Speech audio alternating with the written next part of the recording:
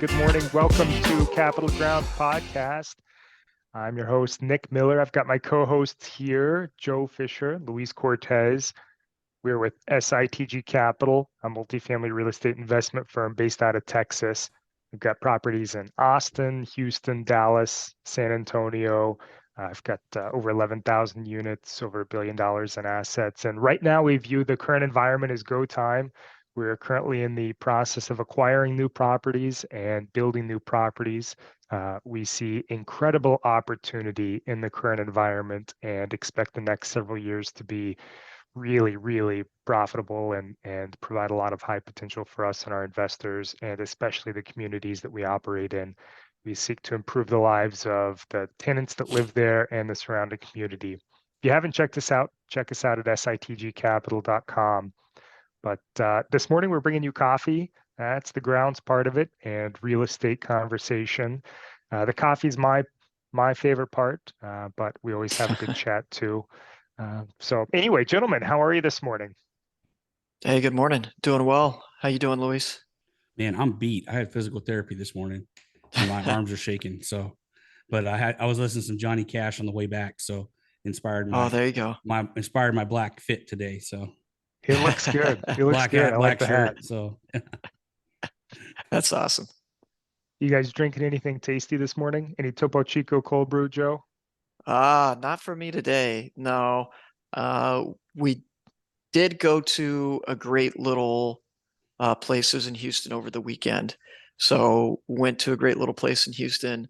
Got a latte there, and I'm trying to remember Segundo was the name of the place. Kind of in an old warehouse, it was an artist collective type of thing. They have a bunch of stuff going on in there, and had a great latte there. So would definitely recommend if you're in that area. We have some developments kind of in that area, so we're over there checking some things out called Segundo in Houston. It's on the south, a little bit southeast of downtown. Not only that, they had a great breakfast taco, which if you guys don't know, down here in Texas, that's a big thing for us. It's some chorizo, eggs, beans, all put in a taco with some salsa. It's a good start to your morning. I bet. That sounds fantastic. yeah, I love me some tacos. Tacos. Some tacos. I had some Northerners that that worked on our team. They're like, "Yeah, let's go get some tacos." I'm like, "What are tacos?" Nick, what about you? Are you drinking anything? I'm drinking last week I shared the Flatlander PT's Coffee Flatlander medium roast, but got an interesting mug. I love these. These are from I feel like the 80s, 90s. Anyway, this is a travel mug and it's made this way. I think it's originally for being on a boat or in like a camper or something. This was my wife's grandmother's that they used in the camper, the travel camper that they That's had. awesome. Anyway, yeah, and the point of it is, the center of gravity is much lower, so it's much more stable. But I like it because it's got minimal surface area up here, lots of volume down here. So in my head, I think that it might keep the coffee a bit warmer, a bit longer. But yeah. Anyway, we're finally in the full swing of fall here. So nice warm cup of coffee hits a little different this time of year. I'll say that. I mean, Luis, even for us down here, man. See, that's why I think you gotta start drinking something warm in the morning, because there's nothing much better than waking up and it's, for us, cold's like 50s and 60s, right? We're like, ooh, it's a little chilly, so we get out and drink our warm cup of coffee there. But yeah, there's nothing much better than that in the morning. Well, I think I found something that I might actually start drinking. Oh, really? So I forgot if it's who puts it out, but it's for it's like the K cups, but it was Snickers flavored. I think I was like, what? I'm like, it was by the donut shop. I'm like, okay, I think I'm gonna start drinking coffee if they got Snickers and M&Ms and Butterfinger. I think I'm down for that. So there you go, man. I'm telling you, I don't have a Keurig, so I was like, I got to go buy a Keurig now. You can get the little ones. They aren't too expensive, I think, for the little ones. And yeah, there you go. Yeah, my wife, she does Nespresso. So okay, those are nice. I'm surprised you don't like those. Those are good. Actually, I will drink an espresso from time to time. Again, it's got to have that kind of something nutty in it. I don't. Yeah. Because the ones that are too dark, I'm like, wow, they just they hit wrong. So No, I'm but telling yeah, you, man. I I think told. Yeah, sorry. Go ahead. Yeah. no, I was gonna say I think we mentioned this before, but it's kind of like when you started drinking beer, you're like, Yeah. oh man, I don't like Acquired this, taste. but Yeah. hey, let me try this blueberry beer. Hey, that's pretty good, right? Let me Yeah. try this other beer that has different Yeah. flavors in it. You start liking it, and then you eventually one day you wake up and you're only drinking Miller Lite or something, So it's kind of the same with coffee, I feel like sometimes, but Yeah. we'll When you were see. We'll saying see how your blueberry, experience is. when you said blueberries, I was like, oh, the strawberries taste like strawberries. The schnozberries taste like schnozberries. Yeah. We just watched Charlie and the Chocolate Factory last night. So yeah. But yeah, man, I was like, what? Snickers flavored coffee? I was like, God dang, he's like, I might become a caffeine addict. I don't know. Because I love me some Snickers, man. Like, the Yeah. lightweight, like that's me. Yeah. Snickers, they are pretty tasty, man. Oof, Yeah. they've got me craving. But Yep. it's Snickers weird. and a Gatorade was my pregame, man. Snickers and No, there you go. Gatorade. Yeah. Joe, you mentioned the first time you start drinking beer. I'll never Mhm. forget the first time. It was like a hot summer day, hot in Kansas, so it's just really, really hot and So like humid and 55. Oh muggy. yeah. No, No, no, no, no, no, no. It Kansas was gets like, just as hot as Texas, man. That's the problem. I'm just Way yeah, too hot, way too cold. I got my way white too lighter. hot. Yeah. And no snow. Anyway, but I'll never forget. I was like, man, a cold Bud Light sounds so good right Hmm. now. And it was the Careful these weirdest feeling days. because at that point I didn't like beer. Yeah, it's like I'm with you, man, because it's almost like you need the calories or something, so your body wants you to have something besides water. I don't Yeah. know, but Maybe. I've definitely been there, building a fence before, Yeah. and been like, oh man, I need a really cold beer, a light beer, so I can basically drink it as quickly as possible. Yeah. Yeah. Uh, I find the only time I drink to excess with beer yeah. is when I'm either doing manual labor or I'm Hmm. barbecuing. So I'm hot Oh, there you either go. way. Yeah. That's the Yeah. only time I ever have too much actual beer. Yeah. And it's always Dos Equis. So I mean, that's about the only thing I can drink these days. So Oh, I love Dos maybe, Equis. maybe That's yeah, Coors me probably Light. my too. Yeah. favorite. Yeah. Maybe Yeah. Coors Light if I don't have Dos Equis available or something. Yeah. Uh, Modelo is the most popular beer in the it is US now. now. Yep. It I is saw And number that. I one. love Yeah, Modelo as well. Yeah. Any Mexican lagers, man, I'll take them. Yeah. I agree. It was funny in our forecasting class in my Hmm. MBA program. We actually did. So we had to do a forecast, and ours was based on beer and Modelo. Hmm. I mean, literally, you could see the trend, and the data was from like 2013, so Yeah. it's 10 Wow. years old. And Yeah. so we're like, and then we looked at the new data. We're like, oh my gosh, like we could have forecasted exactly where this was going. Yeah, That's pretty cool, man. yeah, Yeah. Man, well, well, first off, before we dig in, Joe, any Yeah. any good news pieces you want to share with us? Yeah, I actually got a couple of things. So I didn't dig into it too much, but there's a few things pertinent to kind of what we're doing and where we're at. Real Deal has a few articles. One of them is, and I think we may have talked about this before, but Austin eliminated the need for minimum parking requirements for new developments. So that's an interesting piece because if you're in the development world, you know that parking is a big factor into how you build a building and what's available to you based on the land, that type of thing. So that's pretty interesting. I'm curious to see kind of how that goes. If I think they're still going to be offering parking, obviously, but usually they have a pretty high ratio for what you have to have for parking. So, every bedroom you need at least one parking space, and that tends to raise the cost a lot. I know there's a project here in Dallas. They're digging down 9 stories just for parking. That's Wow. huge expense. I mean, Nick, you and I have run Yeah. the numbers on some of that You before. say I mean, it's a You say 9 massive stories 9 stories down, and down. that's Oh my all just gosh, parking, right? Wow. So, and that's that's over just the 100 way feet. the code is. Yeah, exactly. It's just the way the code is. Well, I think for a parking garage, it might be a little less, but still, regardless, you're probably going 70, 80 feet minimum Yeah, down. And so that's a huge, Man. huge, huge expense, right? In and of So it's going to itself, be that doesn't include interesting. concrete. Exactly. And yeah. concrete's massively expensive. So it's going to be interesting to see kind of how that plays out in Austin. I'm curious to see a few years from now, maybe we circle back and see how that looked. And, if developers are doing less parking, how that's affecting their occupancy and things like that.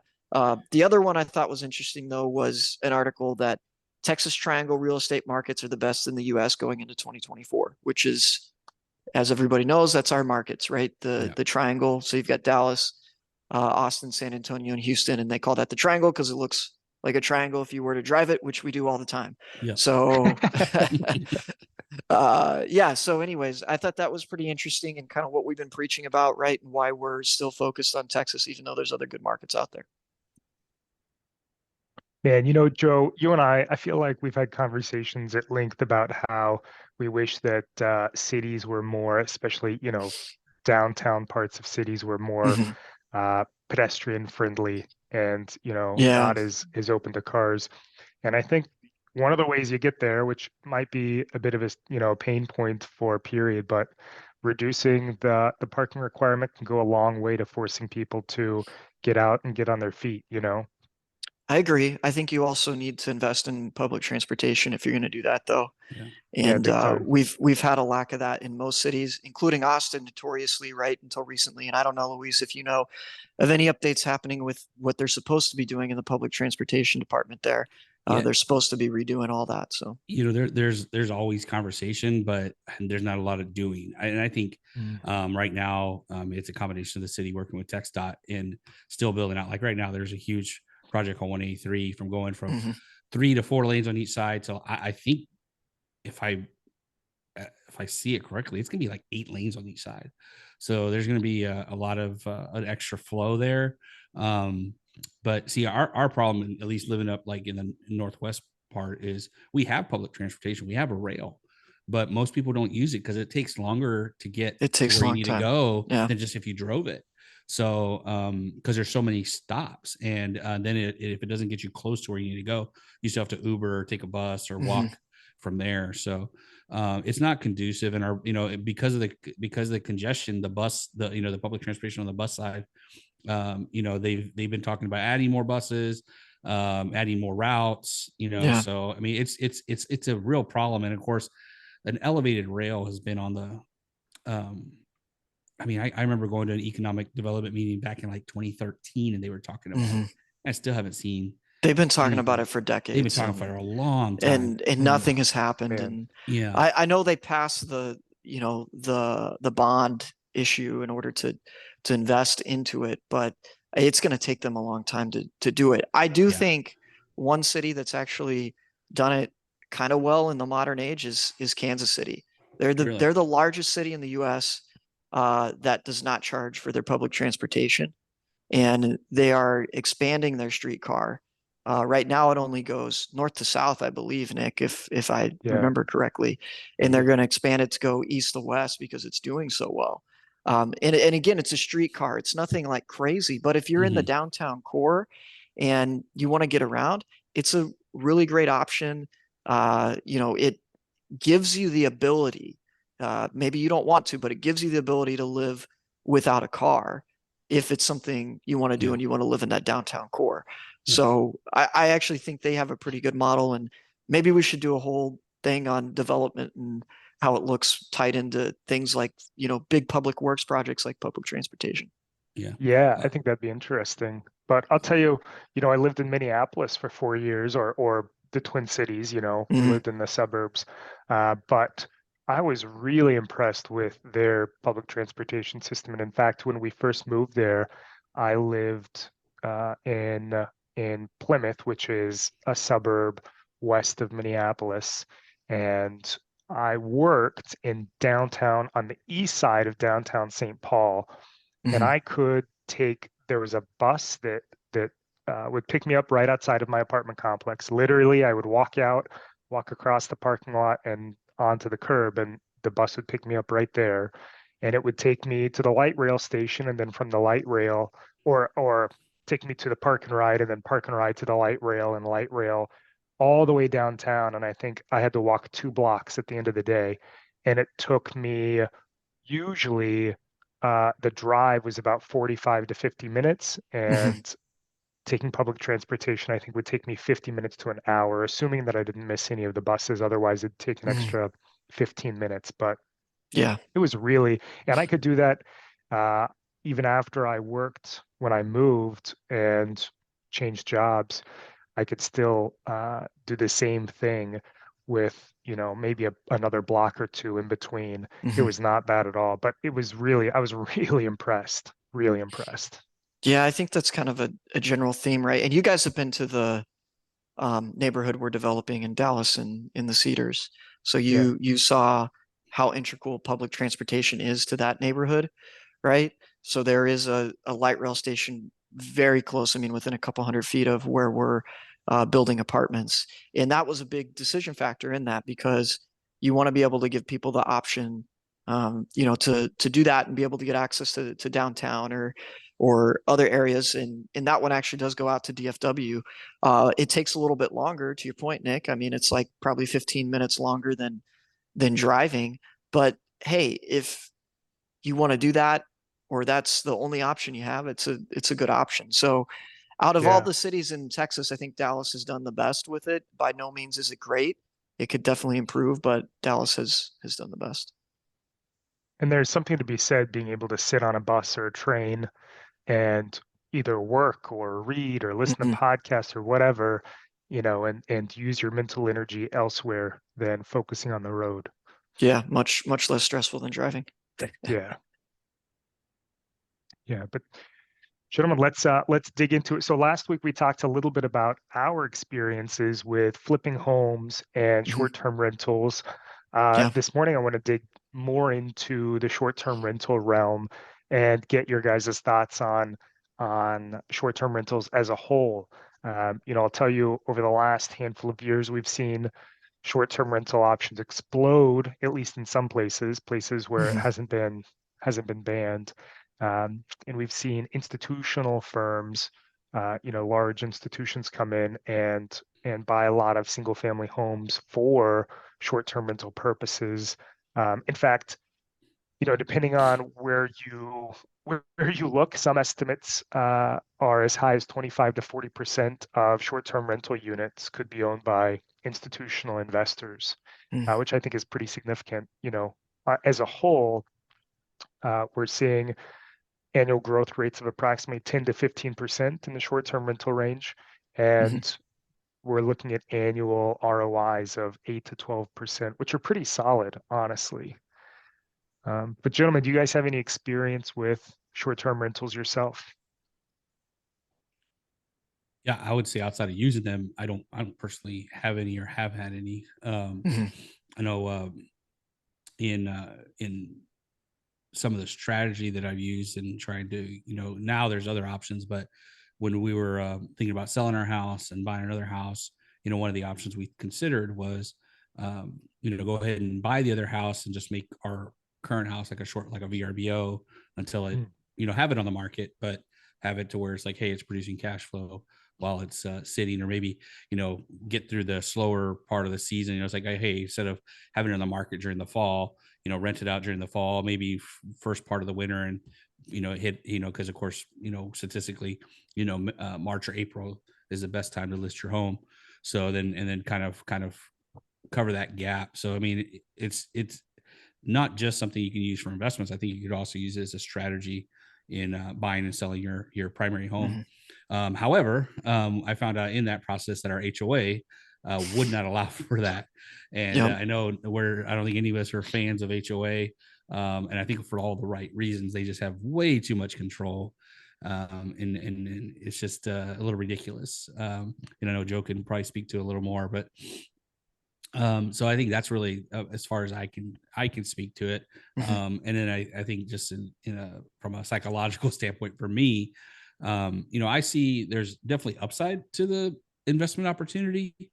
And I guess it's not so much a numerical risk that I only look at. I look at kind of the potential for, well, heck, you really don't know who's going to be in that property, so I mean, if it's just Mhm. purely a rental property, then it's probably not a big deal, like as far as like, hey, you're not going to go back and live in that place or anything like that. But you just, I guess I have a hard time seeing it being able to use for myself. And maybe I'm overthinking it, but I just feel like, man, it's like I have no idea who's going to be there, what they're going to be doing in it. you would hope and assume that people are just literally using it to sleep and enjoy their vacation or whatever they're going to be doing, or maybe an executive needs a house for a month, or a physician's coming in for, Sure. to teach at a hospital or something. In those regards, you're like, hey, yes, great. But I guess depending on, what market you're in and who's the ideal customer for that place. But I guess that can happen anywhere. Right. And I know we've kind of talked about that before. So that's just kind of my take on it. Yeah. No, I mean, you bring up some good points, Luis. I would say, and I actually have owned a unit that we Airbnb'd. Now, I did not do the majority of the work besides the light renovation piece that we did do. Did some work on that, but we set it up, and actually, it was a really good Airbnb property. It was in Kansas City. It was on the plaza. Ultimately, we could not continue forward because of the HOA, but it was doing really well when we did have it set up as an Airbnb. Now, there are some concerns. I agree with you, Luis, as far as people coming in that you don't know and that type of thing, right? And are they credible? What do they want to do? We were able to mitigate some of that risk through Airbnb by vetting the potential tenants as they came in, right?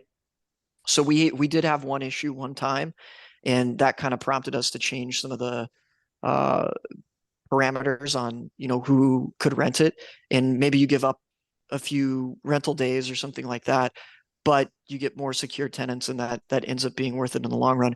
But anyways, because of the HOA, we had to just go towards long-term rental, and we actually sold it earlier this year, made a nice profit selling it. So no complaints. I do think it's a good option to have, as a small property owner, right? Or maybe to Luis's point, your primary residence, or maybe you have a secondary home, and that's a good option to be able to use that there as kind of another feather in your cap, I suppose, besides just long-term rental selling. I think short-term rental is great for that. I will say, I think it's not good for the apartment industry overall for a few reasons. One of the reasons is it's a really hard business to scale, very, very difficult to scale. So you can have multiples, and you might even be able to run 10 Airbnbs on your own. So if they're doing well, great. You're making money off of that, great. But to scale that to something like we have with thousands of units, it's I don't want to say impossible, but it's very, very difficult to do with short-term rentals. Yeah, I agree. Scale is so important in when you're looking at investment real estate. Yeah, it is. I think one of the things that frustrates me personally, I love the idea, I mean, we've got friends that rent out their place and cover the expenses for some of their vacations, Yeah. And if you can do that and help cover your costs and are able to see more of the world, I think that's fantastic. I'm all Right. about giving individuals the ability to be more entrepreneurial.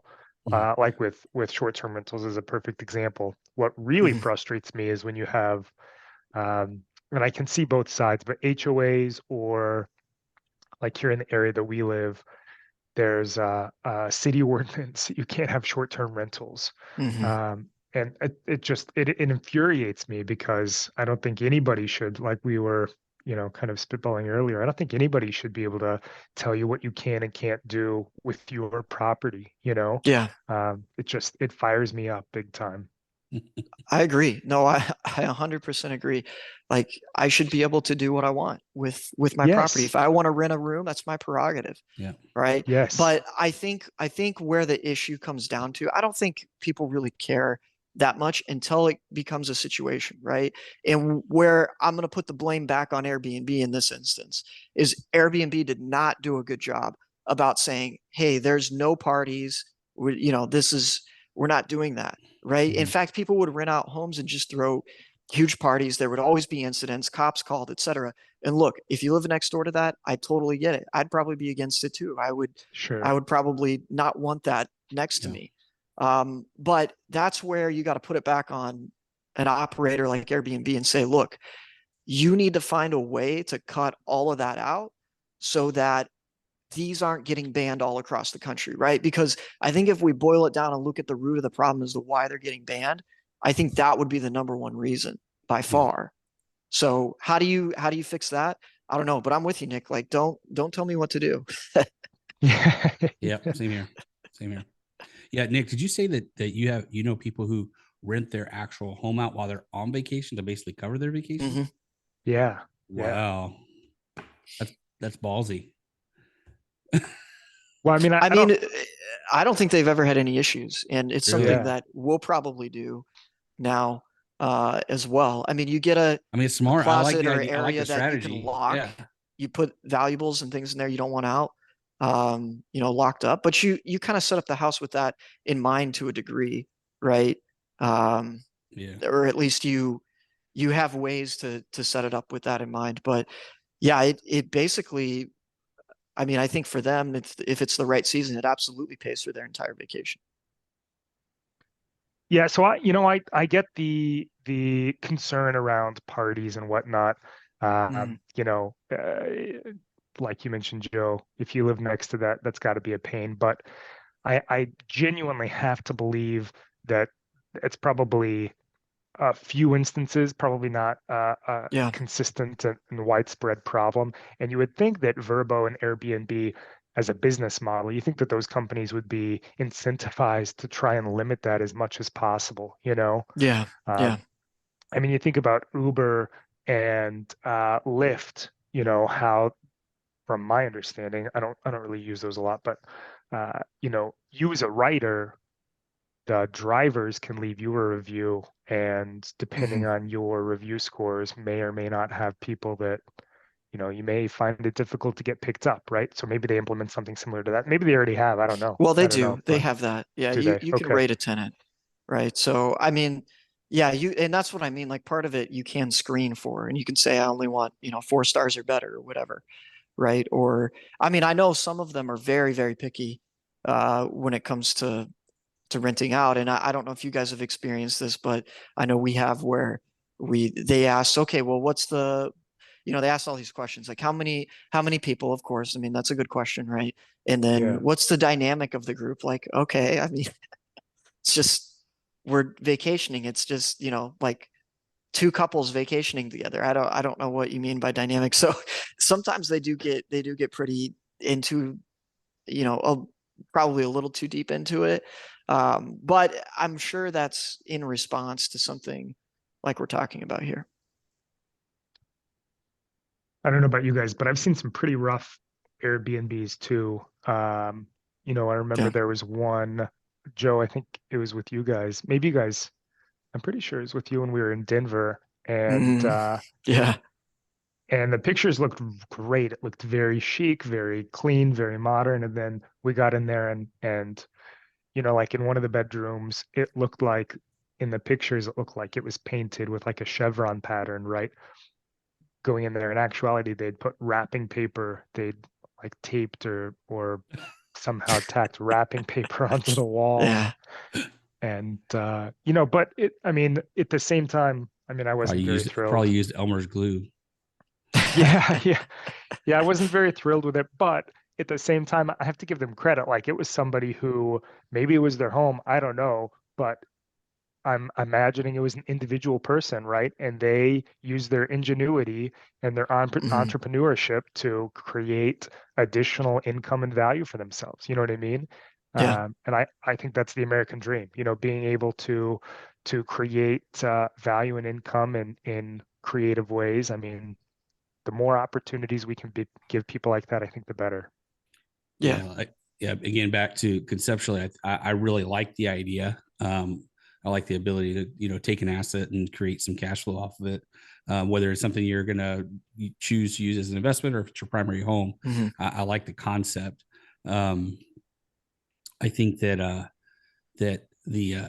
when you were bringing up what kind of, I guess, horror stories, I wouldn't call it a horror story as far as a bad experience. I want to say it was one of the first times I used, I can't remember if it was Airbnb or VRBO, and we were staying in Philadelphia, which, we just came back from. and we're going to be there for like a week, so it wasn't going to be a short-term stay. And again, the pictures look great, description looked great. It was a somewhat more updated type of place, but we got there and it must have been someone's actual place they lived in, or the last people who stayed there, the cleaning people didn't clean up. But it had to have been someone's. Now that I think about it, it makes more sense that it was probably somebody's own residence, because the place smelled very strong of the type of food. I'm not sure if it was curry or something, but and it probably wasn't curry, because I can smell. I just remember it didn't smell good. Like the place didn't smell good, and it was a smoker's home place because it just smelled like cigarettes, and I just couldn't stay there. Yeah. So I had to kind of roll the dice whether they were going to give me my money back, which they did. It took a while, but they did give me a full refund. And actually, I think they compensated me the difference because it was last minute hotel reservation, so I had to pay more to go stay at a hotel. And I think the difference, I don't know how much it was, but they refunded the difference between what I paid them and what I paid the hotel. So That's good. Oh, wow. Yeah, that's neat. yeah. So at least they gave me a good customer experience from like making things right. But again, of course, they don't have any control over if the people are taking care of me. They could say like, oh yeah, it's a smoke-free home, and it's not, and then it's kind of up to you whether you report it or not. So, and especially if you can't deal with it, it's one thing if you are a smoker and you can deal with it, but me being an asthmatic, like I can't stay in that kind of environment. That's tough. Yeah. So no, I'm with you. I'm more imagining, a house that makes curry all the time, and that would be rough because I'd be hungry constantly. Yeah. Which, by the way, if any of our viewers or listeners are of Indian heritage or celebrate or follow an Indian calendar, I think today is New Year's Day, because I know Sunday was, it was it Diwali. was Diwali, and then today would be New Year's, and then I think Thursday is Brothers' Day. So if you're listening and you follow that calendar, then Happy New Year's Day. But, awesome. Yeah. Now that you mentioned it, dude, I think I am going to have some Indian food today for lunch. There you go. It does smell good. Yeah. Like I say, curry don't bother me, but man, whatever this was, it was very strong, and I do like curry. So that's why I say that. I don't think it was curry, because I could have just dealt with curry, but it was probably more the smoke than anything else in that place. Oh, I can appreciate that. Yeah. And the place wasn't dirty. I mean, the place wasn't clean. Like there was still trash in the trash can, and yeah, it was crazy, man. I was like, what? I mean, there's definitely some that, for whatever reason, it may be the cleaners, you're right. But yeah, it's not easy sometimes in some of those instances. I get it. Yeah. Well, man, well, I think we're going to continue to see, that environment change. I think I've mentioned it before, but I fully expect that we're going to see more regulation come down on the commercial real estate industry as a whole, especially coming from wealth management like we have. And we know the massive amounts of regulation that industry holds. And, we've seen the residential lending side, there's been a lot of regulation come down from 08, 09. We'll see how this whole situation ends up affecting people's, retirements and their investments. But I would not be surprised if we see some regulation come down the pipe in the next 4 to 5 years. I wouldn't either. I think that there's ways though to be able to, I don't want to say get around it, but you gotta be able to offer these things that people, in my opinion, right? So there's one creative way that they've been doing it. It's called, there's a apartment tower, condo tower, whatever you want to call it. Nativo, I believe is what it's called. There's one in Austin. There's one in Miami. I think there's several places, but basically what they are is you buy a condo in this condo building, and you then have the option for them to rent it out for you. That's part of the HOA, right? Is they basically do short-term rentals for you. You get the difference of whatever it is. Now the HOAs are really high because they're basically providing the cleaning service, the booking service, the check-in service, all of those things. But those are becoming more popular particularly for people that want a secondary home. So you see Yeah. them popping up in places like Miami, where and even Austin to a degree, where people do want a secondary home there. And I think that's an interesting model. And so the Mhm. whole building is, basically designed and/or even like I said, the HOA, the front desk, all of that stuff is specifically to be able to do that, to offer your tenants the ability to short-term rent their places. I think it gets challenging when you mix that stuff in, right? You have a large condo building and a few of your tenants have the ability to do that, and the majority of them don't, or something like Mhm. that. And that's why for us, like in the apartment industry and multifamily, we don't allow Airbnbs in our complexes.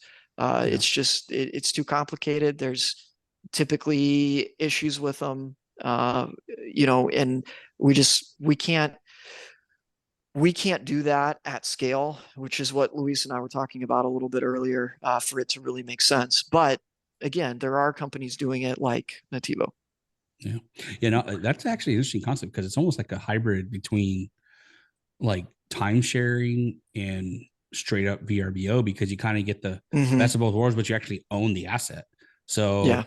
Right. so that's kind of a better situation. Like instead of people, like if people are considering timeshare, that would actually be that to me, that would be It more seems better. I advantageous. agree. That would be more, Yeah. you probably fee structure is probably similar, but at least you're having an asset that is hopefully growing in value and should be, and you're actually cash flowing it versus just paying an annual maintenance fee and having your, whatever, like, let's just say you're like, hey, I want a place in Hilton Head, right? And they have a place like this in Hilton Head. Well, you go buy it, and then you're like, I'm gonna carve out, I'm gonna get to choose all the days I want. Let's just say it adds up to 90, and then you're like, hey, rent it out the rest of the time. Dude, that's like Yeah. that's kind of killer if you think about it. But yeah, we No, could. I agree. Yeah, I it think it's a doesn't good fit. It doesn't concept. fit for us, but Well, that not is in a what pretty we're unique doing concept. now. Yeah. I think, long term, I would love to find a way to break into that industry to a degree. And it could be hotels, but well, my point is, I think we've seen this a lot in, the younger generations. They don't spend as much on stuff, like actual stuff, right? They're not Yeah. going out and buying as much. They're spending more on experiences. Yeah. And we see that in the way that sports teams valuations have grown, in the way that travel in general has boomed after COVID. Of course, COVID took a big hit, but after that, it's boomed. There's so many experience related things that people want to do, that they actually spend a lot more money on than they do on physical things anymore. And personally, I don't know about you guys, but I don't really see that trend not continuing, just because as more people do more experiences, they tend to get hungrier for them. I mean, Nick, I'm going to use you as an example, right? Went with Nick and his wife to Mexico City, and correct me if I'm wrong, Nick, but they had never been, and Correct. now she wants to go back as soon as possible, right? So you just, when you experience something, it opens your Yeah. mind up. You see more things. Oh man, I'd love to go back there and try this. We didn't get to do this or that, right? So I don't see that industry slowing down, and would love to figure out a way to be a part of it, just in a more scalable business. Yeah. Well, and speaking of experiences, one of the things that and I don't, maybe you were referring to this, I'm not quite certain, but I also love the other aspect of Airbnb. I think specifically provides, don't they have a model called Airbnb experiences where, They do, yeah. you know, We've you done know, some of those before, yeah. yeah. And I love, I mean, we see this with mature markets in general, right? As Mhm. markets mature, you see more options become available, it becomes more a la carte style, and you as a consumer, you're able to spend as little or as much as you want and get an appropriate experience with add-ons or whatever, Yeah. as part of that. So I think it's great now. Let's say me as a bird watcher, right? I really enjoy bird watching. I could potentially, go up there in my spare time when I'd be out bird watching anyway, and I Mhm. could sell my services as a guide on an Airbnb experience, and Mhm. generate additional income and have another entrepreneurial avenue. I think that's fantastic. Fantastic. We did one of Yeah. those when we were in Mexico City. We went on a bike ride, a bike ride tour of Mhm. tacos through the city, and that was a blast. We had a guide It who was was, good, yeah. Yeah, yeah. I think he was like a grad student, if I'm remembering Mhm. correctly. Maybe I'm wrong, but was very knowledgeable, very educational, and told us a lot of history. Anyway. So I love that idea. I'll be curious to see we see more things like that pop Yeah, up down the road, I agree. man. And that's not even to get into all the things like you know, the not ride sharing, but the, rent out your car, which Oh, I like don't know Turo that and yeah, all those. Turo. Yep. I know a few people that do that, and yeah, look, guys, if you wanna invest in something, and you wanna, do something like that, an Airbnb, a Turo, some type of, I guess sharing type of service, right? Do something that you know something about. I'm Right. not a car person. I have no desire in trying to figure that out, right? Yeah. But I am a real estate person. I like real estate. And so it is something I've figured out and something I know can work in the right scenarios. So from a pure investment standpoint, do something that you at least know a little bit something about. Of course, you can always learn and all of that. And if you got questions, you can ask us, but do something you know at least a little something about, or you're very passionate about. I guess we could say, and or you're very passionate about. Yeah, if you're entrepreneurial, there are a number of avenues out there for you to make additional Mhm. income and additional revenue.